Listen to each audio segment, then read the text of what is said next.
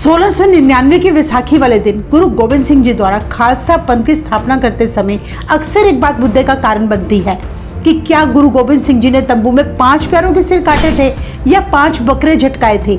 आज हम आपको इस बात का पूरा सच बताने जा रहे हैं। इस वीडियो के जरिए आपको इस बात का भी पता लगेगा कि गुरु गोबिंद सिंह जी के लिए खालसा पंथ बनाना क्यों इतना जरूरी हो गया और वो कौन था जिसके साथ गुरु जी ने खालसा पंथ बनाने का प्रण 1675 ईस्वी में ही ले लिया था। वीडियो के एंड में हम आपको ये भी बताएंगे कि 5 प्यारों के नाम के पीछे क्या राज छिपा है और क्यों गुरुजी ने 5 प्यारे ही चुने, 6 क्यों नहीं।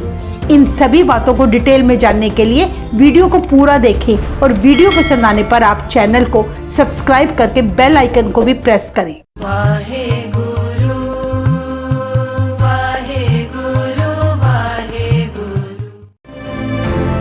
1675 में 9वें गुरु तेग बहादुर जी की शहादत के बाद भाई जेता जी जब गुरु जी का शीश लेकर किरतपुर पहुंचे तो उन्होंने गुरु तेग बहादुर जी का पवित्र शीश उनके पुत्र गोविंद सिंह जी को सौंप दिया।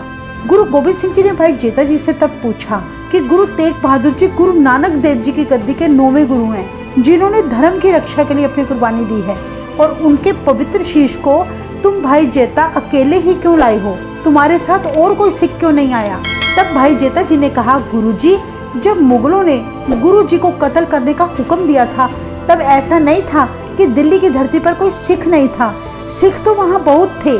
जब दुश्मन गुरु जी को कत्ल करने लगे तो वहाँ मौजूद सिखों को बुलाने से मैं डर गया, क्योंकि उस समय ये पहचानना मुश्किल हो गया कि कौन अपना है और कौन मुगलों का है। इसलिए मैं अकेले ही गुरु जी का शीश लेकर आपके पास आया हूँ। भाई जेता जी की बात सुनकर गुरु गोबिंद सिंह जी तब वीर रस में आकर बोले, भाई जेता, असल में वहाँ मौजूद लोगों को अपनी अपनी जान की चिंता पड़ गई। जिस गुरु ने अपनी जान की बाजी लगा दी उस गुरु पर होते अत्याचार का किसी ने कोई विरोध नहीं किया। वो लोग वैरियों से इतना डर गए कि उन्होंने इस जुल्म के खिलाफ आगे आने की भी हिम्मत ना की। गुरुजी बोले, भाई जेता, अब आने वाले समय में मैं अपने सिखों पर ऐसा रंग चढ़ा दूंगा। तू कहता है दिल्ली में अपना सिख पहचाना नहीं गया, डर के मारे आगे नहीं कोई आया। अब मैं अपने सिखों पर ऐसा रंग चढ़ाऊंगा, उनको ऐसा रुतबा दूंगा कि लाखों की भीड़ में खड़ा मेरा सिख अलग से पहचाना जाएगा और निडर होकर वैरियों का खात्मा करेगा। गुरुजी ने कहा, मैं ऐसे सूरमे पैदा करूंगा जिनमें गाय जैसी विनम्रता होगी और शेर जैसा साहस होगा। भाई जेता जी को दिया वचन गुरुजी ने 13 अप्रैल 1699 को वैसाखी के दिन आखिर पूरा करके दिखाया। जहाँ जहाँ गुरुजी की संगतें रहती थी उन सभी को गुरु गोबिंद सिंह जी ने 13 अप्रैल वैसाखी वाले दिन आनंदपुर साहिब इकट्ठे होने के हुक्मनामे भेजे। इतिहास में दर्ज है कि उस दिन करीब 80,000 संगतें श्री आनंदपुर साहिब पहुंची। वहां पहुंचकर संगतें ये सोचकर बड़ी हैरान हुई कि आज तक गुरुजी ने पहले कभी एक साथ हम सबको आनंदपुर साहिब नहीं बुलाया, पर आखिर आज ऐसी क्या बात है, यह सोचकर सब हैरान थे।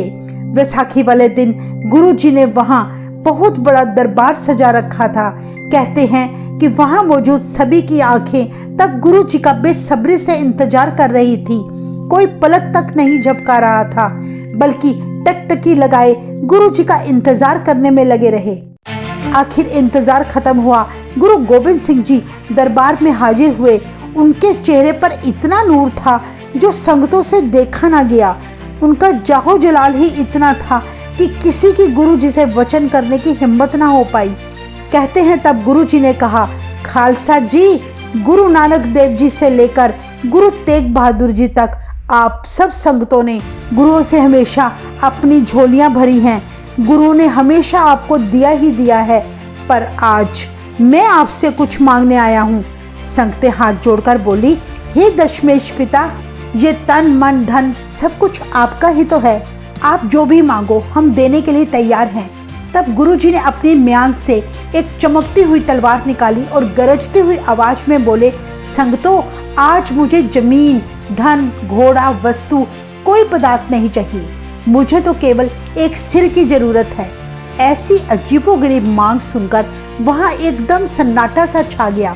गुरुजी फिर से गरजते हुए बोले, है कोई मेरा सिख जो मुझे अपना सिर भेंट कर सके। सारे संगतों के सिर झुक गए, कोई खड़ा ना हुआ। तीसरी बार फिर गुरु गोबिंद सिंह जी ने गरजते हुए कहा, मुझे एक सिर की जरूरत है। कहते हैं तब लाहौर का रहने वाला एक खत्री भाई दयाराम उठा और हाथ जोड़कर बोला, महाराज मेरा सिर हाजिर है। गुरुजी बोले, मैं मजाक नहीं कर रहा।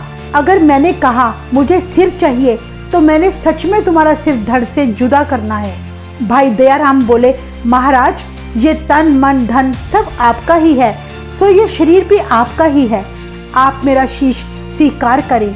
गुरुजी ने भाई दयाराम की बांह पकड़ी, उसे तंबू में ले गए और तलवार के एक ही वार से भाई दयाराम का शीश धड़ से अलग कर दिया। फिर खून से भरी तलवार लेकर संगतों के सामने आ खड़े हुए और आवाज दी, मुझे एक सिर और चाहिए। दूसरी तरफ संगतों ने जब गुरुजी की खून से भरी तलवार देखी तो 80,000 संगतों में से आधी संगतें तो डर कर भाग गई।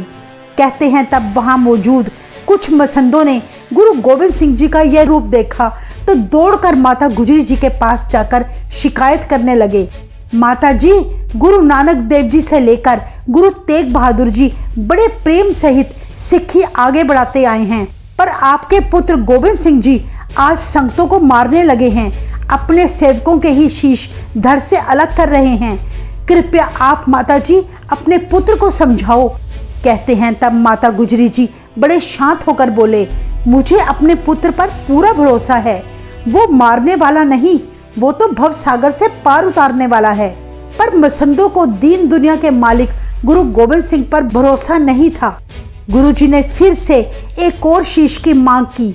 इस बार हस्तिनापुर का भाई धर्मचंद उठा और कहने लगा, मेरा शीश आपके आगे हाजिर है।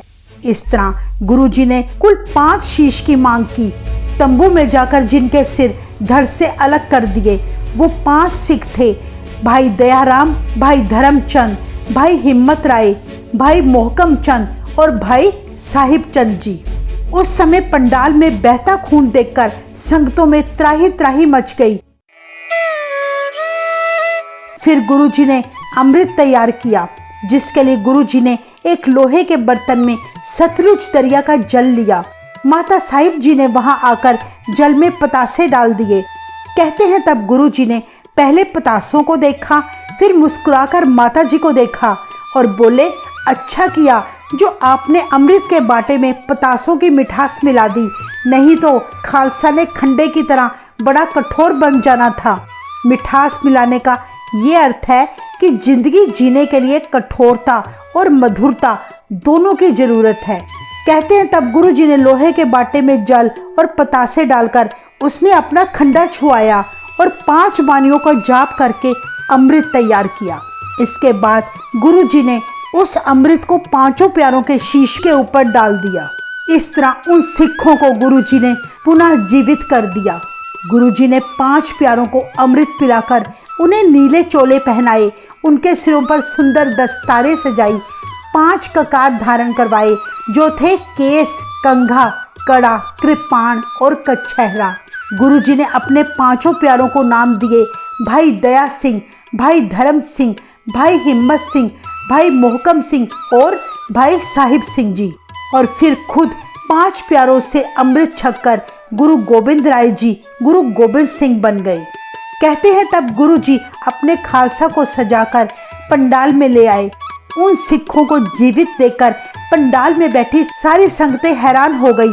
लोगों को विश्वास न हुआ कि जिनके सिर गुरुजी ने खुद तलवार से काटे थे वो फिर से कैसे जीवित हो सकते हैं। इन 5 प्यारों का इतना सुंदर स्वरूप देखकर सभी हैरान रह गए। इस तरह भाई जेता जी को दिया वचन गुरुजी ने खालसा पंथ बनाकर पूरा किया। कहते हैं वहां पर आई सारी संगतों ने तब अमृत छका और गुरु वाली बन गई। 5 ककारों को धारण करने के बाद गुरुजी ने अपने खालसा के साथ एक वचन किया कि खालसा हमेशा तैयार बर तैयार रहेगा और हक सच के लिए लड़ता रहेगा। कई प्रचारकों का कहना है कि वैसाखी वाले दिन गुरु गोबिंद सिंह जी ने तंबू के अंदर 5 प्यारों के सिर नहीं बल्कि 5 बकरे झटकाए थे। ऐसी बात करके वो लोग गुरु गोबिंद सिंह जी पर शक कर रहे हैं। सोचने वाली बात है कि अगर गुरु गोबिंद सिंह जी ने बकरे ही काटने थे तो गुरु जी को देश के कोने कोने से हजारों संगतों को अनंतपुर बुलाने की क्या जरूरत थी। दूसरी बात, अगर उस दिन बकरे काटे गए होते तो आधे से ज्यादा लोग इतनी बुरी तरह से डरकर क्यों भागते। अगर गुरु जी ने बकरे ही झटकाए थे तो इसका अर्थ ये हुआ कि खालसा पंथ की शुरुआत झूठ से हुई। ऐसी निराधार बातें वो करता है जिसे गुरु पे भरोसा ना हो और जो सतगुरु को भी अपने जैसा एक आम इंसान समझता हो। सच्चाई तो ये है कि गुरु गोबिंद सिंह जी सच का आईना है। जो चेहरा हम उनके सामने लेकर आते हैं वो वही चेहरा हमें दिखाते हैं। गुरु गोबिंद सिंह जी खुद निरंकार की ज्योत है जो इस धरती पर मनुष्यों का कल्याण करने आए हैं। उनकी शक्ति की कोई सीमा नहीं, वो जो चाहे कर सकते हैं। भाई संतोख सिंह जी लिखते हैं, जिस गुरु ने जफरनामे में औरंगजेब को लिखा था कि जो इंसान अपनी जुबान का पक्का नहीं वो ना तो संत है ना ही मर्द है। इंसान वो है जो जुबान का पक्का हो, जिसकी जुबान में कुछ और दिल में कुछ और हो, वो मर्द कहलाने के लायक नहीं। इसके अलावा श्री गुरु ग्रंथ साहिब जी में गुरु जी उपदेश देते हैं, बोलिए सच धर्म झूठ ना बोलिए, जो गुरदस्ते वाट मुरीदा जोलिए। यानी हे भाई, अगर तू धर्मी है तो सच बोल, झूठ ना बोल और सदा गुरु की बताई राह पर चल, तभी तेरा उद्धार हो सकता है। इस तरह श्री गुरु ग्रंथ साहिब जी जो खुद हमें सच बोलने का हुक्म देते हैं, फिर वो गुरु आप झूठ कैसे बोल सकता है। बानी में एक और जगह कहा गया है, प्रभ पावे बिन सांस ते रखे। यानी प्रभु रूप गुरु अगर चाहे तो बिना सांस के भी हमें रख सकता है। मरे हुए जीवों में सांस डाल देना ये गुरु जी की शक्ति है। सो ये अटल सत्य है। वैसाखी वाले दिन गुरु गोबिंद सिंह जी ने पहले 5 सिखों के शीश काटे, फिर अमृत पिलाकर उन्हें जीवित करके दिखाया। गुरु गोबिंद सिंह जी ने खालसा पंथ की स्थापना करके कोई नया पंथ नहीं चलाया, बल्कि श्री गुरु नानक देव जी द्वारा लगाए गए सिक्खी के पौधे को प्रफुल्लित ही किया है। खालसे को दी गई हिदायतें लगभग वही थी जो पहले गुरु साहिबान ने सिखों को दी थी। फर्क सिर्फ इतना था कि गुरु गोबिंद सिंह जी ने भक्ति के साथ साथ शक्ति और शास्त्रों के साथ साथ शस्त्रों का सुमेल करके सिखों के अंदर एक नई ताकत भरी। यही नहीं, खालसे का पहरावा भी अलग किस्म का बनाना उस समय की जरूरत बन चुका था। इसीलिए गुरु गोबिंद सिंह जी ने कहा था कि मैं एक ऐसा सिख सजाऊंगा जो हजारों में नहीं लाखों में अलग ही पहचाना जाएगा।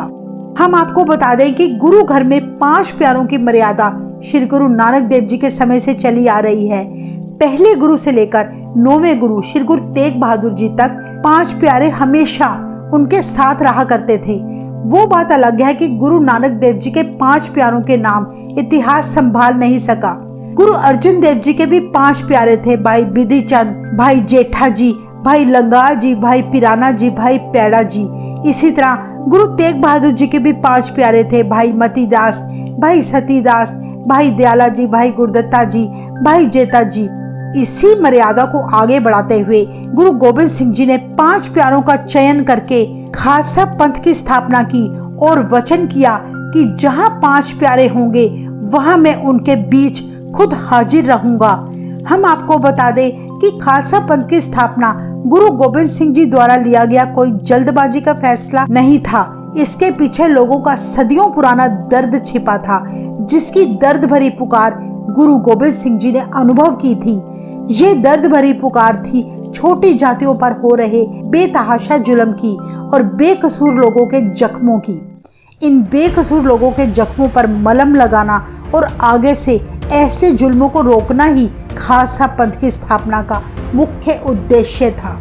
इस तरह खालसा पंथ की स्थापना एक नया इंकलाब था, जिसने सदियों से चली आ रही ऊंच नीच और जात पात की दीवार को तोड़ दिया। इस तरह गुरु साहिब जी ने दबे कुचले और सताए जा रहे लोगों को स्वाभिमान से जीने का सुनहरा मौका दिया, ताकि वो अपनी रक्षा खुद कर सके।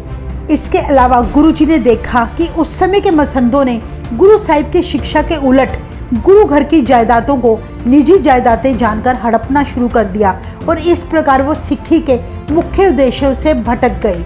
गुरु साहिब जी ने अपने और अपनी संगतों के बीच में से मसंदों को हटाकर सीधा संपर्क स्थापित किया। खुद सर्वशक्तिमान होते हुए भी गुरु गोबिंद सिंह जी ने अपने 5 सेवकों के आगे हाथ जोड़कर झुककर अमृत ग्रहण करके साबित कर दिया कि क्या छोटा क्या बड़ा, नियम सब पर लागू होता है। गुरु गोबिंद सिंह जी ने 5 प्यारों का चयन करते समय सारी मनुष्यता को एक बहुत बड़ा संदेश दिया है कि मेरे खालसा में 5 गुण होने जरूरी हैं। दया, धर्म, हिम्मत, मोह, काम, तभी वो खालसा यानी शुद्ध रूप कहलाएगा। गुरुजी कहते हैं, हे भाई, अगर तुझे तेरी मंजिल तक पहुंचना है यानी प्रभु के दर तक पहुंचना है तो तेरे अंदर सबसे पहले दया होनी जरूरी है। दया के अभाव में तू धर्मी नहीं हो सकता। अगर हम ध्यान दें तो खालसा पंथ की स्थापना के समय गुरु गोबिंद सिंह जी ने कमाल का जोड़ बनाया है। सबसे पहले उन्होंने शीश भाई दयाराम का लिया था, क्योंकि जब तक मन में दया नहीं है, दूसरों के लिए करुणा नहीं है, वो गुरु का खालसा नहीं हो सकता, क्योंकि क्रोध के वश में आकर वे किसी का भी कत्ल कर सकता है। इसलिए दया, धर्म, हिम्मत और संसार में रहने के लिए मोह का भी होना जरूरी है। इसके साथ काम भी जरूरी है। अगर ये 5 गुण जिस मनुष्य में विद्यमान हैं, फिर वो साहिब का रूप बन जाता है, यानी वो खुद खुदा का रूप बन जाता है। इसीलिए गुरुजी ने खालसा पंथ की स्थापना करते समय सबसे पहले भाई दयाराम, फिर भाई धर्मचंद, फिर भाई हिम्मत राय और फिर भाई मोहकम चंद और फिर भाई साहिब चंद जी का चयन किया था। वास्तव में गुरु गोबिंद सिंह जी ने सिक्खी को एक ऊंचे शिखर तक ले जाने के लिए और गुरु सिख के रिश्ते को रहती दुनिया तक चमकाने के लिए एक बहुत बड़ा खेल रचाया था। उस खेल में गुरमुख जीत गया और मनमुख हार गया। इस खेल में सबसे पहले नंबर पर आए भाई दया सिंह, भाई धर्म सिंह, भाई हिम्मत सिंह, भाई मोहकम सिंह, भाई साहिब सिंह जी। गुरु जी ने उन सबसे सिर मांगे और उन्होंने सिर दिए। ना गुरु ने उनको मारना था, ना गुरु किसी के खून का प्यासा था। असल में गुरु गोबिंद सिंह जी ने सिखों के हृदय से मौत का डर निकालना था। गुरु जी ने सिक्खी महल का जो पूरा स्वरूप बनाना था, सिख ने उस महल की नींवों में अपना आप गवाकर नींव पक्की करनी थी, ताकि बाद में गुरु के सिख साहिबजादा बाबा फतेह सिंह और बाबा जोरावर सिंह की तरह छोटी उम्र में ही अपने शरीरों को जिंदा ही दीवार में चिनवाने का हौसला रख सके। आज जहाँ जहाँ भी सिख बसते हैं, वहाँ वहाँ गुरु गोबिंद सिंह जी की ललकार भरी आवाज़ गूंजती है। आज आनंदपुर साहिब का दीवान सारी दुनिया का दीवान है।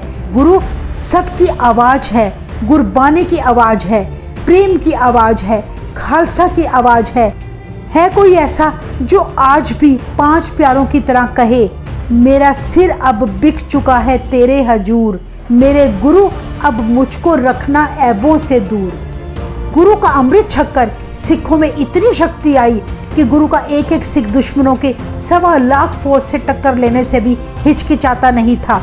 ये गुरु के अमृत की ही ताकत है जो सिख कौम को बाबा बंदा सिंह बहादुर मिले, बाबा दीप सिंह जी मिले, भाई मनी सिंह जी मिले, भाई जस्सा सिंह आलूवालिया मिले, भाई तारू सिंह जी जैसे हजारों शूरवीर मिले, जिनका नाम रहती दुनिया तक अमर रहेगा।